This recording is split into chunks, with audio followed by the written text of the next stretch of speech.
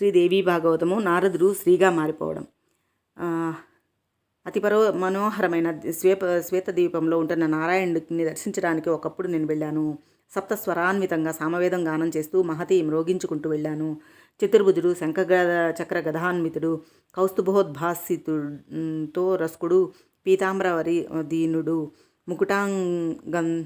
ముకుటాంగద విరాజితుడు శ్రీ మహావిష్ణువు రమాదేవితో విలాసంగా క్రీడిస్తూ కనిపించాడు. నన్ను చూస్తేనే లక్ష్మీదేవి అంతర్హితురాలయ్యింది. సర్వస్వ లక్షణ సంపన్న, సర్వభూషణ విరాజిత, రూపయవన, విలాసగర్విత, వరచామి కరప్రభ, బంగారు వన్నె అయినా ఆ నారీ తిలకం నన్ను చూసి చటుక్కున ఇంటిలోకి వెళ్ళిపోయింది. కారణం ఏమిటి చెప్పమా అని వాసుదేవుణ్ణి అడిగాను. పద్మనాభ, నన్ను చూసి లక్ష్మీదేవి అంతర్గృహంలోకి వెళ్ళిపోయింది. ఏమిటి కారణం? నేను విటుడిని కాను, దూర్తిని కాను, అంతకన్నా కాను. కేవలం తపస్విని, జితేంద్రియుడిని, జితక్రోధుడిని, జితమాయాగుణుడిని. ఇలాంటి నన్ను చూసి లోపలికి వెళ్ళిపోవాల్సిన పని ఏమొచ్చింది?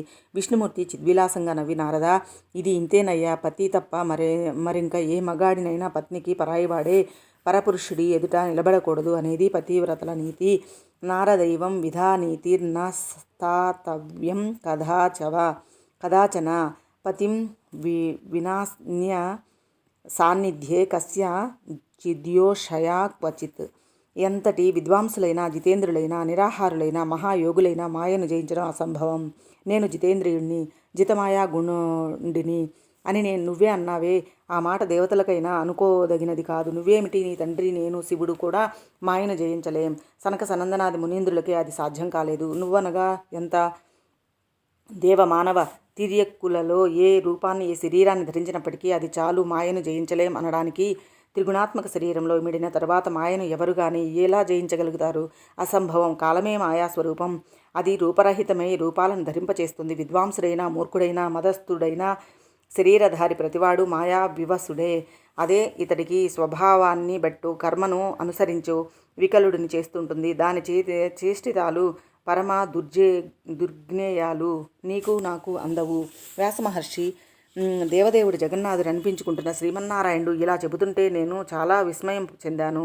మాయా విలాసాన్ని సమగ్రంగా తెలుసుకోవాలనుకున్నాను. అడిగాను, వాసుదేవ, సనాతన, జగన్నాథ, రమాపతి మాయాస్వరూపం ఏమిటి?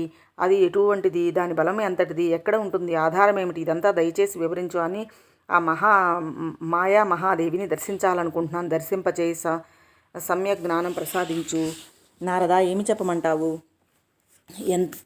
ఎంతని చెప్పమంటావు? మాయాదేవి త్రిగుణ స్వరూప, అఖిలాధార, సర్వజ్ఞ, సర్వసమ్మత, అజేయ, అనేక రూప, సర్వవ్యాపిక. చూడాలనుకుంటున్నావు కదా, సరే, గరుత్మంతుడిని అధిరోహించు. ఇద్దరం కలిసి వెళదాం.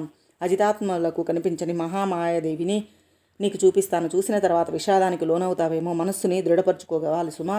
అది విష్ణుమూర్తి నన్ను హెచ్చరించి గరుత్మంతుడిని స్మరించాడు. గరుడు ప్రత్యక్షమయ్యాడు. ఇద్దరము అధిరోహించాం. వాయువేగంతో బయలుదేరాం. మహారణ్యాలు, దివ్య సరస్సులు, పవిత్ర నదీ తీరాలు, నదీ నదాలు, పర్వత శ్రేణులు, వల్లీపత్తన గ్రామాలు, ఆశ్రమాలు, వాపి తటాకాలు, నానా విధ పక్షి మృగజాతులు అన్నింటినీ తిలకిస్తూ దాటుకుంటూ కాన్యకుబ్జ సమీప స్థలం చేరుకున్నాం.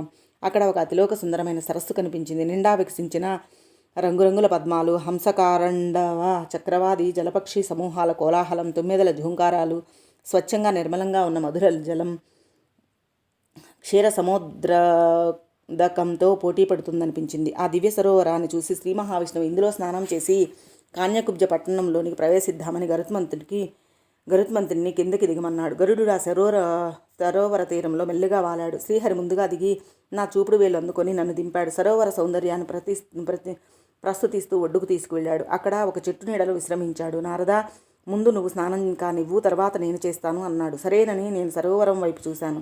నిగుడించాను. సజ్జనుల హృదయాల్లా నీళ్లు నిర్మలంగా ఉన్నాయి. పంకజ సరాగాలతో పరిమళిస్తున్నాయి. సాధూనామివ చేతాంసి జలాని నిర్మలాని చ సురభీణి పరాగైస్తూ పంకజానాం విశేషతః అని ఆ జలాలను మెచ్చుకుంటూ నా మహతీ వీణను మృగాజిన అన్నీ తీసి శ్రీహరి సన్నిధిలో ఉంచి క్రొత్త రేవు కదా అని సంశయిస్తూ మెల్లగా సరోవరంలోకి దిగాను. కాళ్ళు చేతులు కడుక్కొని శిఖ విదిల్చి ఆచమించి ఇంకొంచెం లోతుకి వెళ్ళి స్నానానికి ఉపక్రమించాను. విష్ణుమూర్తి గట్టున కూర్చొని అంతా తిలుగుస్తూనే ఉన్నాడు. అలా మునిగానో లేదో నాకు పురుషరూపం పోయి స్త్రీ రూపం వచ్చేసింది. ఆశ్చర్యంతో కళవళపడ్డాను. రవ్వంత తేరుకొని గట్టువైపు చూస్తును కదా, శ్రీహరి నా వీణను కృష్ణాజినాన్ని తీసుకుని గరుత్మంతుడిని అధిరోహించి తుర్రుమన్నాడు. నారద తాళధ్వజుల పరిణయం. ఆ సర్వాలంకార భూషితైన స్త్రీ రూపం రాగానే నాకు పూర్వపు పురుష రూప స్మృతి క్షణంలో మటుమాయమైపోయింది. జగన్నాథుడిని మర్చిపోయాను. మహతిని కృష్ణాజినాన్ని మర్చిపోయాను. మోహిని రూపంతో సరోవరం నుండి బయటకు వచ్చాను. గట్టు మీద నిలబడి ఆ సరస్సును మరొక్కసారి పరిశీలనగా చూశాను. స్వచ్ఛంగా నిర్మలంగా ఏమీ ఎరగనట్టే ఉంది. ఈ వింత ఏమిటి చెప్పమా అని ఆశ్చర్యపోతూ నిలబడ్డాను. ఏమీ చెయ్యాలో ఎటు పోవాలో తోచక దిక్కులు చూస్తున్నాను. తాళధ్వజ మహారాజు అటువైపు వస్తూ కనిపించాడు. గజాస్వర బృందాలు వెంటరాగా తానొక రథం మీద విజయం చేస్తున్నాడు.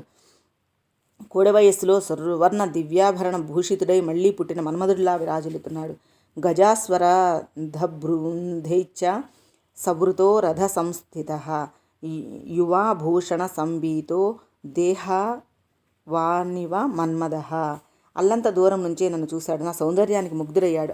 ఈ అరణ్యంలో ఒంటరిగా ఎవరి సౌందర్య రాశి అని ఆశ్చర్యపోయాడు. దగ్గరగా వచ్చి, కళ్యాణి, ఎవరు నువ్వు?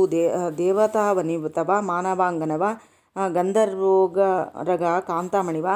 ఎవరి అమ్మాయివి? రూపయవన విభూషితై ఈ గాఢారణ్యంలో ఏకాంతంగా నిలబడ్డావెందుకు? వివాహితవా కన్యవా చంద్రవదన? నిజం చెప్పు. మధుకరచీకూర పెదవి కదుపు మృగనయన, ఈ శరీరంలో ఏమిటి తిలకిస్తున్నావు? తదేక దీక్షగా అటే చూస్తున్నావు. ఏమిటి కారణం? హే కృసోదరి, హే